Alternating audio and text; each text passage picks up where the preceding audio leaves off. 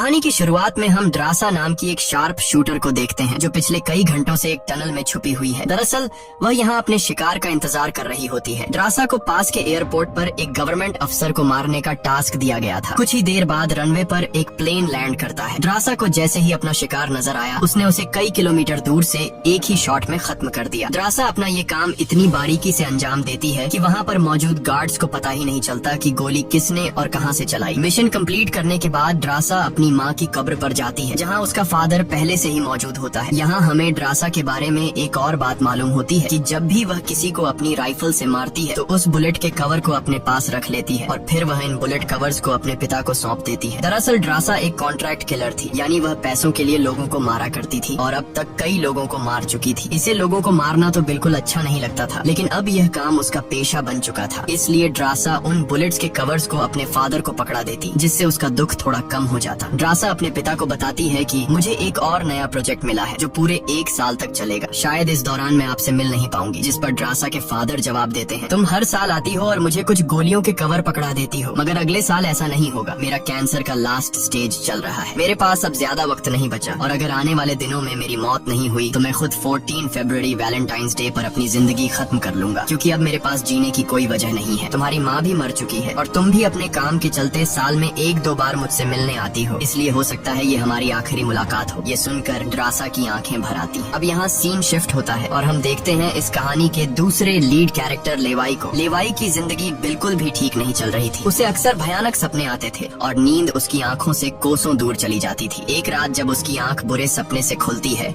तो लेवाई अपने घर से बाहर निकलकर समुद्र के किनारे पर आता है। यहाँ उसे थोड़ा बेहतर महसूस होता है और वह अपनी डायरी में कुछ लिखने लगता है। तभी लेवाई को अचानक उसके फोन पर एक मैसेज आता है। उस मैसेज में उसे एक एड्रेस दिया गया होता है जहाँ उसे जल्द से जल्द पहुँचने का कहा गया होता है। लेवाई बिना वक्त गंवाए एक मिलिट्री बेस पर पहुँचता है और वहाँ उसकी मुलाकात होती है एक लेडी ऑफिसर से जिसका नाम बार्तो है। बातचीत के दौरान हमें पता चलता है कि लेवाई कोई आम इंसान नहीं बल्कि एक आर्मी ऑफिसर था, लेकिन अब वह रिटायर हो चुका है और सिर्फ इतना ही नहीं, वह एक डेडली स्नाइपर भी रह चुका है। वह अब तक 200 से भी ज्यादा लोगों को स्नाइपिंग से मार चुका है। बार्तो लेवाई से कहती है, मैं तुम्हें एक मिशन पर भेजना चाहती हूँ क्योंकि तुम एक बहुत ही अच्छे स्नाइपर हो और ये सिर्फ तुम ही कर सकते हो। लेकिन मिशन पर भेजने से पहले बार्तो लेवाई से एक बहुत ही जरूरी सवाल पूछती है, अगर तुम इस मिशन पर गए तो क्या तुम्हें याद करने वाला पीछे कोई है? ये बात सुनकर लेवाई को कुछ अजीब लगने लगता है, लेकिन फिर वह जवाब देता है, नहीं, मेरा इस दुनिया में अब कोई भी अपना नहीं है। ये सुनकर वो लेडी लेवाई से कहती है, तुम तैयारी कर लो, कुछ घंटे बाद तुम्हें उस मिशन पर भेजा जाएगा और वहाँ तुम्हें 1 साल के लिए रहना है। इसके बाद लेवाई को बेहोश कर दिया जाता है और जब उसकी आँख खुलती है तो वह अपने आप को एक एरोप्लेन में पाता है। लेवाई कुछ समझ नहीं पाता कि आखिर उसे कहाँ ले जाया जा रहा है और उसे किस तरह का मिशन सौंपा गया है। इसलिए लेवाई वहाँ पर मौजूद एक सोल्जर से पूछता है, मुझे कहाँ ले जाया जा रहा है? लेकिन वह सोल्जर लेवाई की इस बात का कोई जवाब नहीं देता, बस इतना कहता है, अपना आईडी और वॉच हमें दे दो, ये सब तुम्हें तब वापस मिलेगा जब तुम्हारा मिशन पूरा हो जाएगा। थोड़ी देर बाद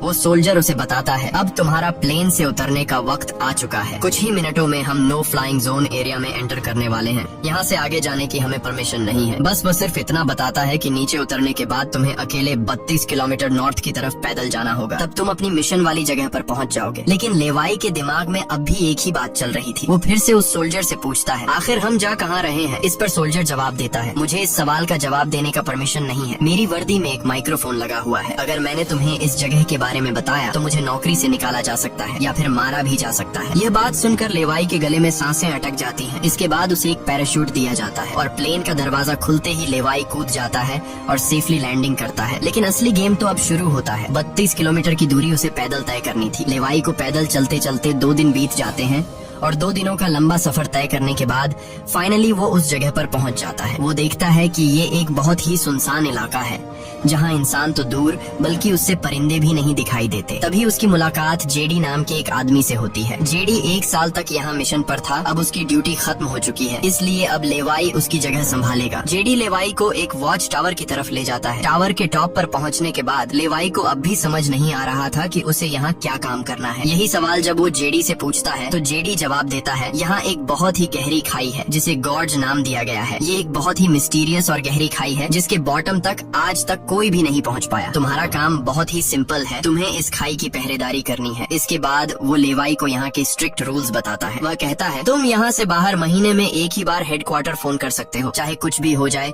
तुम बाहर की दुनिया से जुड़ने की उम्मीद मत रखना। ये टावर जिसे हम वेस्ट टावर कहते हैं, इसके ठीक सामने ईस्ट टावर है, वह रशिया का है। वहाँ भी एक गार्ड अपनी ड्यूटी निभा रहा है, लेकिन तुम दोनों के बीच कोई भी कांटेक्ट अलाउ नहीं है। तुम्हें सिर्फ अपनी ड्यूटी पर ध्यान देना है। और हाँ, आने वाले खतरे के लिए हर वक्त तैयार रहना, क्योंकि यहाँ तुम पर किसी भी वक्त हमला किया जा सकता है। यहाँ ऑटोमेटिक गन्स और नीचे ढेर सारे लैंड माइन्स लगाए हुए हैं। अगर ऑटोमेटिक गन्स में गोलियां खत्म हो जाएं, तो उसे हमेशा रिलोड रखना, क्योंकि हमले के दौरान ऑटोमेटिक गन्स तुम्हारी बहुत काम आएगी। और आखिरी बात, अगर तुम्हें कभी भी यहाँ तेज सायरन की आवाज सुनाई देने लगे तो तुम बिना सोचे समझे यहाँ से भाग जाना। जेडी कहता है मुझे भी नहीं पता कि ऐसा क्यों बोला गया है, लेकिन मुझे जो पिछले ड्यूटी वर्कर ने बताया था वही मैं तुम्हें बता रहा हूँ। लेवाई उसकी सारी बातें अच्छी तरह से सुन लेता है, पर उसका सवाल एक ही था। वह पूछता है आखिर यहाँ ऐसा क्या है जिसके लिए इतनी स्ट्रिक्ट सिक्योरिटी लगाई गई है। तभी जेडी एक ग्रेनेड निकालता है और इस ग्रेनेड को उस गहरी खाई में फेंक देता है। ग्रेनेड जैसे ही खाई की गहराइयों में धमाका करता है, वहाँ से एक अजीब भयानक आवाज गूंजने लगती है। वो आवाज किसी इंसान की बिल्कुल भी नहीं थी, वो किसी ऐसी चीज की थी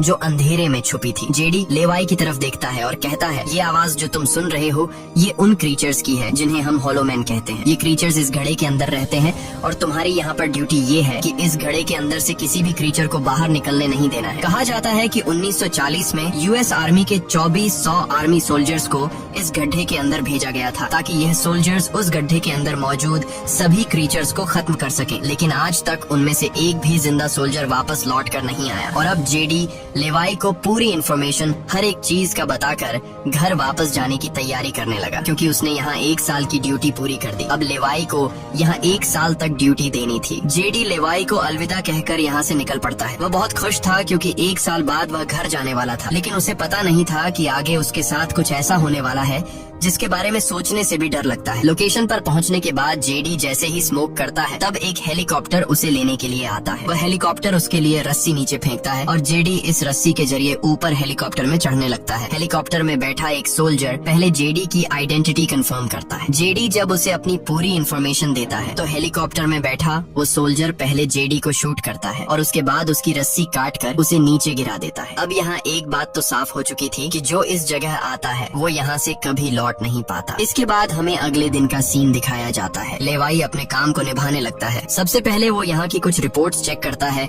और जिन ऑटोमेटिक गन्स में गोलियां खत्म होती हैं, उन्हें रीलोड करता है। इसी तरह से दिन गुजरते हैं और फिर 1 महीना। अब लेवाई को ये जगह बोरिंग फील होने लगी। वो सोचता है कि क्या 1 साल तक यहाँ बस अकेले ही रहना है, न किसी से बातचीत और न ही कोई एंटरटेनमेंट। इसीलिए टाइम पास करने के लिए वो अलमारी में रखी किताबें पढ़ने का सोचता है। जब वो अलमारी से किताबें निकालता है तो अचानक उसकी नजर अलमारी के पीछे की दीवार पर पड़ती है। उस दीवार पर कुछ नोट्स लिखे होते हैं। ये उन सभी लोगों के नोट्स थे जो इससे पहले इस टावर में अपनी ड्यूटी कर चुके थे। हर नोट में डर, अकेलापन और हॉलोमैन के खतरों का जिक्र था। एक दिन लेवाई को वेस्ट टावर से मशीन चलने की आवाज आती है। लेवाई जल्दी से अपने टेलीस्कोप से दूर से ईस्ट टावर को देखने की कोशिश करता है और तभी उसे एक लड़की दिखाई देती है। और ये लड़की कोई और नहीं बल्कि ड्रासा होती है, जो कि उसकी अच्छी स्नाइपिंग की वजह से उसे इस टावर पर ड्यूटी दे दी गई थी। ड्रासा की खूबसूरती देखते ही लेवाई की नजरें उस पर जम जाती हैं, लेकिन लेवाई उससे बात नहीं कर पाता क्योंकि ऐसा करना रूल्स की खिलाफ वर्जी थी। और ड्रासा को भी वेस्ट टावर में बैठे लेवाई के बारे में पता चल चुका था। अब इसी तरह से दिन गुजरते हैं और ये दोनों सोचते हैं कि क्या हमें एक दूसरे से बात करनी चाहिए या नहीं। कुछ दिन बाद ड्रासा का जन्मदिन आता है। अकेलेपन में घिरी हुई ड्रासा को लगता है कि उसे किसी से बात करनी चाहिए। वो लेवाई से बात करने की कोशिश करती है। ड्रासा एक व्हाइट बोर्ड के जरिए लेवाई से पूछती है तुम्हारा नाम क्या है। इस पर लेवाई को रूल्स याद आते हुए कहता है कि नाम बताना अलाउड नहीं है, लेकिन ड्रासा मुस्कुराते हुए अपना नाम बताती है, मेरा नाम ड्रासा है। लेवाई भी ज्यादा न सोचते हुए अपना नाम बता देता है। ड्रासा बताती है कि आज मेरा बर्थडे है और ड्रासा अपने बर्थडे को सेलिब्रेट करते हुए डांस करने लगती है। ड्रासा लेवाई से पूछती है क्या तुम्हें डांस करना आता है। लेवाई बताता है नहीं, मुझे डांस करना बिल्कुल भी नहीं आता। जिस पर ड्रासा पूछती है तो फिर तुम्हें क्या करना आता है। लेवाई जवाब देते हुए बोर्ड पर लिखता है मैं शूटिंग थोड़ी बहुत अच्छी कर लेता हूँ। यहाँ ड्रासा उसकी शूटिंग स्किल्स चेक करने के लिए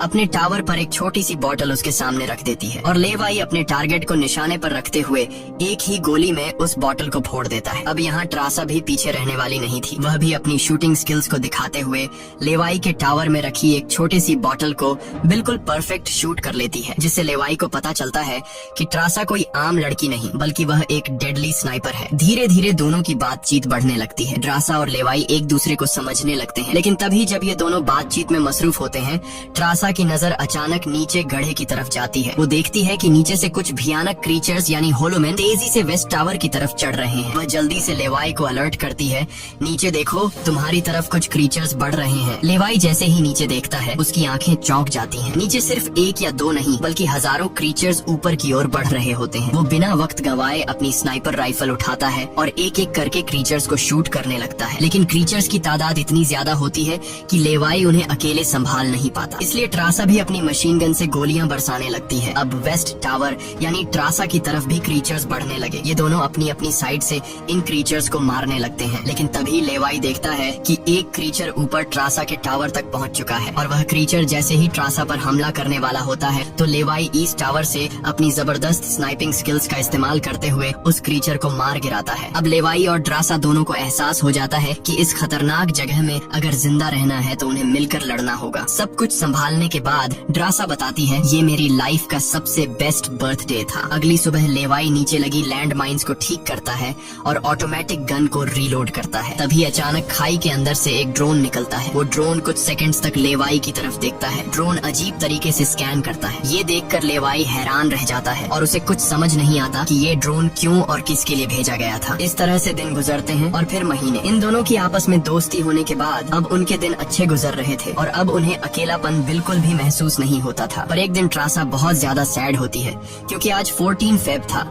और उसे याद आता है कि उसके फादर ने कहा था कि अगर कैंसर की वजह से आने वाले कुछ दिनों में नहीं मरा तो वो 14 फेब के दिन खुद को मार देगा। और यहाँ ड्रासा बोर्ड पर लिखकर लेवाई को बताती है, आज मैं खुद को बहुत ही अकेली महसूस कर रही हूँ। अगर आज मेरे पास कोई होता तो बहुत अच्छा होता। लेवाई को भी पहले ही दिन से ड्रासा से मिलने का मन था और आज वह खुद को रोक नहीं पाता। वो ड्रासा के पास जाने का प्लान बना लेता है। वह एक रॉकेट लॉन्चर के जरिए ईस्ट टावर तक पहुँचने का जुगाड़ कर लेता है। अगली सुबह वो रॉकेट लॉन्चर का इस्तेमाल करके एक मजबूत रस्सी को ड्रासा की तरफ फेंकता है, जिसके बाद ड्रासा टावर के बाहर आती है और वो रस्सी को मजबूती से एक पेड़ के साथ बांध देती है ताकि लेवाई रस्सी के जरिए लटक कर ईस्ट टावर तक पहुंच जाए। लेवाई बिना देर किए उस रस्सी के सहारे ईस्ट टावर की ओर बढ़ने लगता है, लेकिन बीच में वो अटक जाता है क्योंकि आगे रस्सी की ढलान खत्म हो चुकी थी। इसलिए अब लेवाई हाथों की मदद से आगे बढ़ने लगता है और करीब आधा घंटा हाथों की मदद से सफर करने के बाद वो ड्रासा के टावर तक पहुंच जाता है। ड्रासा उसे वेलकम करती है और कहती है, तुमसे बहुत ही गंदी पसीने की बू आ रही है, इसलिए पहले तुम नहा लो, फिर मैं तुमसे मिलूंगी। लेवाई को ये सुनकर हंसी आ जाती है। वह कुछ कहता नहीं, बस सिर हिलाकर मान जाता है। ड्रासा यहाँ पर शरारत करते हुए उसके कपड़े दूर जाकर छिपा लेती है और सीसीटीवी कैमरा के जरिए लेवाई को देख रही होती है, जो टावर में मौजूद शावर में नहा रहा होता है। उसके बाद लेवाई और ड्रासा एक साथ बैठकर काफी देर तक बातें करते हैं। ड्रासा उससे अपनी पूरी स्टोरी बताती है और बताती है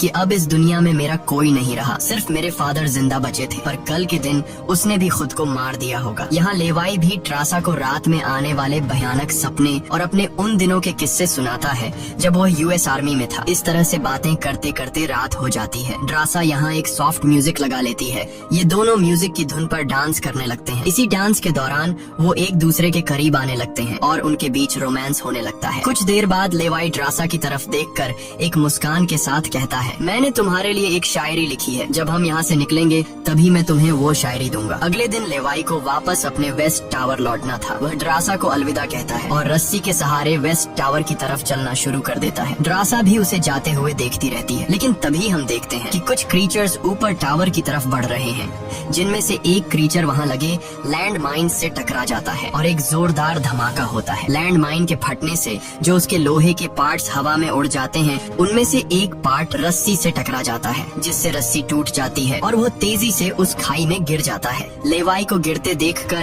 ट्रासा बिना सोचे समझे अपना पैराशूट उठाकर वह भी उस खाई में कूद जाती है। खाई की गहराई में गिरने के बाद ट्रासा पानी की तेज बहाव वाली नदी में बहने लगती है। वह किसी तरह करके नदी से बाहर निकलकर किनारे तक पहुंच जाती है। दूसरी तरफ लेवाई की किस्मत अच्छी होती है कि वो एक बड़े से पेड़ पर गिरकर लटक चुका था। इतनी ऊंचाई से गिरने के बाद उसे चोटें तो काफी सारी आ जाती हैं, पर उसकी जान बच जाती है। जैसे ही उसकी आंखें खुलती हैं, वो देखता है कि एक बड़ा कीड़ा उस पर हमला हमला करने के लिए बढ़ रहा है। वो खुद को बचाने की कोशिश करता है, पर तभी पेड़ की लकड़ी टूट जाती है और लेवाई नीचे पेड़ की जड़ों पर गिर जाता है। नीचे गिरते ही पेड़ की जड़ों ने उसे अपनी गिरफ्त में लेने लगती है और लेवाई को जकड़ लेती है। उससे पहले कि ये जड़ें लेवाई को मार देती, वहाँ ट्रासा पहुँच जाती है। वो जल्दी से चाकू निकालकर इन जड़ों को काटने लग जाती है, जिससे लेवाई आजाद हो जाता है। इसके बाद लेवाई और ट्रासा चारों ओर देखने लगते हैं। हर तरफ सन्नाटा और डर का माहौल छाया होता है। तभी अचानक पेड़ों की आड़ से कुछ क्रीचर्स निकलकर उन पर हमला कर देते हैं। यहाँ उनके बीच एक बड़ी फाइट होने लगती है। लेवाई अपनी बंदूक संभालता है और पहली गोली सीधे एक क्रीचर के सर में मारता है। एक के बाद एक दोनों ने मिलकर दोनों क्रीचर्स को खत्म कर दिया। यहाँ लेवाई की नजर क्रीचर की डेड बॉडी पर पड़ती है। वह देखता है कि क्रीचर ने वही आर्मी वर्दी पहन रखी थी जो किसी जमाने में अमेरिकन सोल्जर्स की होती थी। ये देखकर लेवाई के रोंगटे खड़े हो जाते हैं। तभी उसे जेडी की वो बातें याद आती हैं, जब उन्होंने बताया था कि 1940 में 2400 सोल्जर्स के एक बड़े ग्रुप को इस खाई में भेजा गया था और वो सैनिक कभी वापस नहीं लौटे थे। उसके बाद लेवाई और ट्रासा एक अजीब भयानक सी जगह पर पहुंच जाते हैं। यहाँ का मंजर किसी बुरे सपने जैसा था। हर तरफ इंसानों के सड़े गले शरीर पड़े थे और सबसे अजीब बात यह थी कि इन शरीरों के अंदर से पेड़ पौधे उग आए थे। ऐसा लग रहा था जैसे कोई जानलेवा वायरस ने इस जगह को अपनी गिरफ्त में ले लिया हो। तभी अचानक पेड़ों के बीच से कुछ हलचल होती है। लेवाई और ट्रासा समझ जाते हैं कि क्रीचर्स एक बार फिर उनका पीछा कर रहे हैं। डर के मारे यह दोनों तेजी से भागने लगते हैं और एक टूटी फूटी चर्च में घुस जाते हैं। दरवाजा बंद करने के बाद सामने उन्हें एक अजीब सा नजारा दिखता है। हर तरफ इंसानों की लाशें पड़ी हुई थी। उनकी हालत देखकर ऐसा लग रहा था जैसे उन्होंने खुद अपनी जान ले ली हो ताकि इस वायरस से बच सके। अचानक एक बड़ी मकड़ी ट्रासा के ऊपर कूद पड़ती है और ढेर सारी और भी मकड़ियाँ निकल आती हैं। ये मकड़ियाँ साइज में काफी बड़ी होती हैं। जैसे ही स्पाइडर उन पर हमला करता है, लेवाई और ट्रासा मिलकर उसे खत्म कर देते हैं। दूसरी तरफ चर्च का दरवाजा वो क्रीचर तोड़कर अंदर आ जाते हैं। लेवाई और ट्रासा अपनी जान बचाने के लिए उन पर फायरिंग शुरू कर देते हैं और जैसे तैसे करके उनसे अपनी जान छुड़ाकर चर्च से बाहर निकल आते हैं। तभी लेवाई की नजर सामने पहाड़ में बनी एक पुरानी सुरंग पर पड़ती है। वह दोनों फौरन उस सुरंग के अंदर घुस जाते हैं। अंदर जाकर उन्हें पता लगता है कि असल में यह एक पुरानी लैब है। यहाँ हर जगह टूटी फूटी कांच, मशीन्स और पुराने जंग लगे हुए कंटेनर्स पड़े थे। यहाँ लेवाई को एक पुराना डीवीडी कैसेट मिलता है। लेवाई डीवीडी को प्ले करता है और स्क्रीन पर एक लड़की नजर आती है। वह लड़की कहती है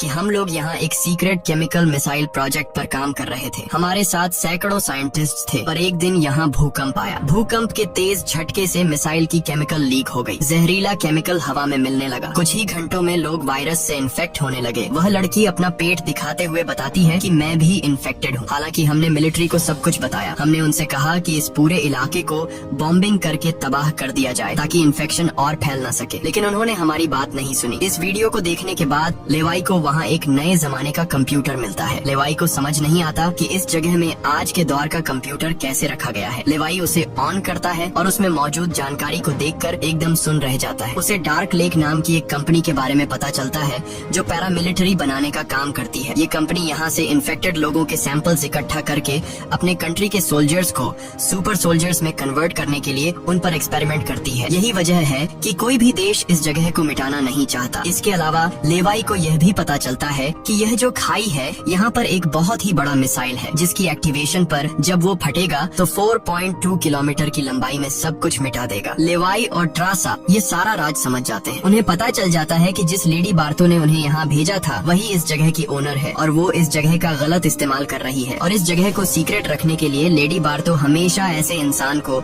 यहाँ पर ड्यूटी के लिए चुनती थी जिसका पीछे कोई पूछने वाला नहीं हो, और उस इंसान को यहाँ साल भर ड्यूटी करने के बाद मार दिया जाता, जिस तरह से जेडी को मार दिया गया था ताकि वो बाहर आकर दुनिया को इस जगह के बारे में नहीं बता सके। ये सब जानने के बाद जैसे ही ये दोनों वहाँ से निकलते हैं तभी एक घुड़सवार क्रीचर ट्रासा को रस्सी से जकड़कर अपने साथ ले जाता है। लेवाई ट्रासा की तलाश में यहाँ वहाँ भटकता है लेकिन उसे ट्रासा कहीं दिखाई नहीं दे रही थी। तभी लेवाई एक ऐसी जगह पर पहुँचता है जहाँ एक बड़ी मिसाइल रखी हुई थी। ये वही मिसाइल थी जिसके बारे में डार्क लेक कंपनी के कंप्यूटर से लेवाई को जानकारी मिली थी। लेवाई को सब कुछ साफ समझ आ चुका था। असल में वॉच टावर में पहले रह चुके लोग जब यह कहते थे कि अगर सायरन की आवाज सुनाई दे तो जितनी जल्दी हो सके यहाँ से भाग जाना चाहिए, वो दरअसल इस मिसाइल की ही बात कर रहे थे। दूसरी तरफ ट्रासा अब उस क्रीचर के कब्जे में थी। ट्रासा खुद को छुड़ाने की कोशिश करती है और जैसे तैसे करके वो खुद को छुड़ा लेती है। आजाद होते ही ट्रासा और क्रीचर के बीच फाइट छिड़ जाती है। लेवाई भी ट्रासा को ढूंढते ढूंढते वहाँ पहुँच जाता है और वह भी फौरन क्रीचर पर हमला कर देता है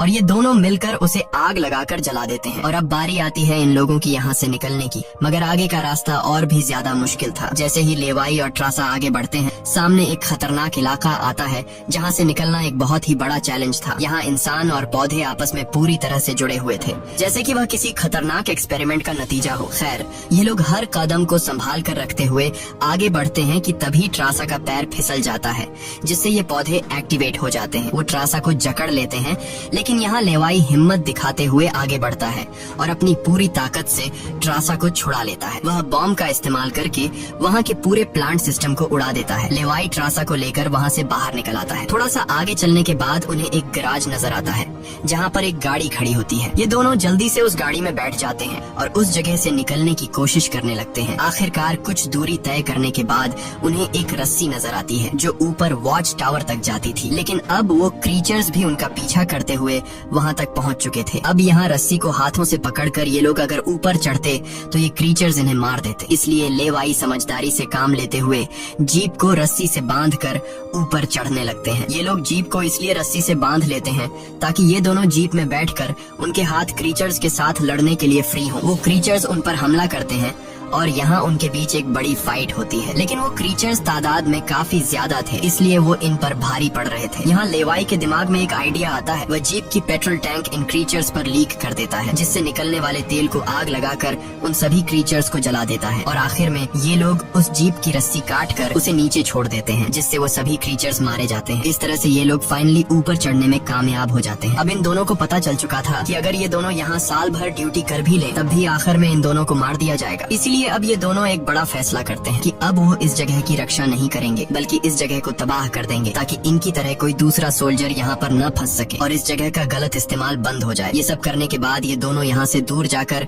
एक नई जिंदगी की शुरुआत करेंगे। यहाँ ट्रासा कहती है, मेरे पास फ्रांस में छुपने के लिए एक जगह है, हम वहाँ जाकर शादी करेंगे और आगे की जिंदगी वहीं पर बिताएंगे। लेवाई ट्रासा की बात मान जाता है और अब वह कहता है, मुझे वापस अपने टावर पर जाना होगा। मैं वहाँ जाकर टावर में एक बॉम्ब फिट करूंगा और साथ ही इस मिसाइल को भी एक्टिवेट कर दूंगा, जिससे यह पूरी जगह तबाह हो जाएगी। जिसके बाद लेवाई रस्सी की मदद से अपने टावर तक पहुंच जाता है। इस बीच लेडी बार्तो लेवाई से कांटेक्ट करती है और सवाल करती है, क्या तुम इस गड्ढे के अंदर गए थे, क्योंकि किसी ने हमारे कंप्यूटर को ऑन किया है। लेवाई यहाँ पर झूठ बोलकर बताता है, नहीं, मैं वहाँ नहीं गया था। लेकिन बार्तो जानती है कि लेवाई झूठ बोल रहा है। उन्होंने सिक्योरिटी कैमरास में सब कुछ देख लिया था कि लेवाई और ट्रासा दोनों गड्ढे के अंदर गए थे। फिर भी वो अपनी बात को आगे बढ़ाते हुए कहती है, अगर तुम नहीं गए तो फिर जाहिर सी बात है कि यह सारा काम उस वेस्ट टावर वाले गार्ड का है। तुम एक काम करो कि उस वेस्ट टावर वाले इंसान यानी ट्रासा को मार दो, क्योंकि उसने रूल तोड़ा है। यहाँ लेवाई हाँ तो बोल देता है, लेकिन बार्तो को पता चल चुका था कि यह उसे नहीं मारेगा और वह समझ चुकी थी कि ये दोनों अब यहाँ से भागने वाले हैं और बाहर जाकर दुनिया को इस जगह के बारे में बता देंगे। इसीलिए वह खुद हेलीकॉप्टर में यहाँ पहुँचती है। लेकिन बार्तो के पहुँचने से पहले ये दोनों अपनी पूरी तैयारी कर चुके थे। लेवाई टावर से काफी दूर जाकर अपनी लाइफ का सबसे लंबा शॉट लेता है और सीधा उस टावर पर गोली मारता है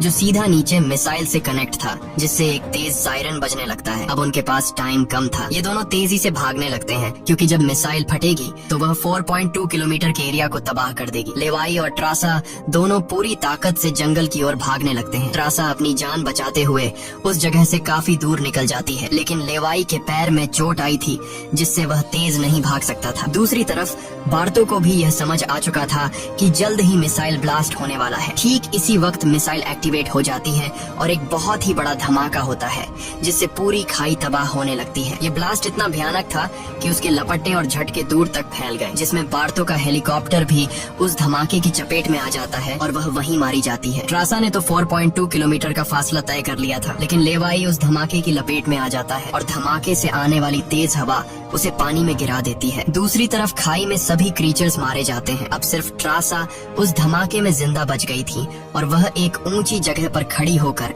लेवाई का इंतजार करने लगी। इंतजार करते करते रात हो जाती है, लेकिन लेवाई का कोई अता पता नहीं चलता। वो समझ जाती है कि अब लेवाई जिंदा नहीं रहा, जिसके बाद कहानी यहाँ से कुछ महीने आगे शिफ्ट होती है। ट्रासा लेवाई की लिखी हुई कविता को पढ़ती है। हर एक शब्द में उसे लेवाई की यादें महसूस होती हैं। आंखों में आंसू लिए वो अपने दिल को संभालने की कोशिश करती है। अब ट्रासा एक नई जिंदगी की शुरुआत करते हुए फ्रांस के एक होटल में वेट्रेस की जॉब करने लगती है। लेकिन फिर अचानक एक दिन ट्रासा के सामने लेवाई आकर खड़ा हो जाता है। वह जिंदा था। लेवाई को देखकर ट्रासा की आंखें खुली की खुली रह जाती हैं। वह खुशी के मारे दौड़कर लेवाई को गले लगाती है और इसी के साथ यह कहानी खत्म हो जाती है। अगर वीडियो आपको अच्छी लगी हो तो हमारे चैनल को सब्सक्राइब और वीडियो को लाइक जरूर कीजिएगा।